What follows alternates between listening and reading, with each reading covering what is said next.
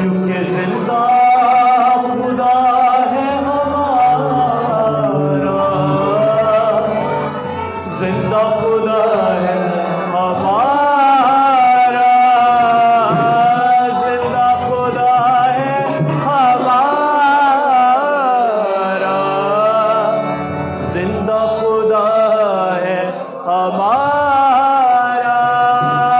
Hallelujah. जिंदा खुदा किनका है? जब एलिया का मुकाबला हुआ तो उसने कहा तुम भी अपने खुदा को ललकारो। हमारा खुदा आग से भी जवाब देने वाला और वो हर वक्त अपने लोगों की दुआओं पर कान लगाए रहे।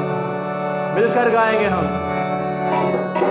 क्योंकि जिंदा खुदा है हमारा,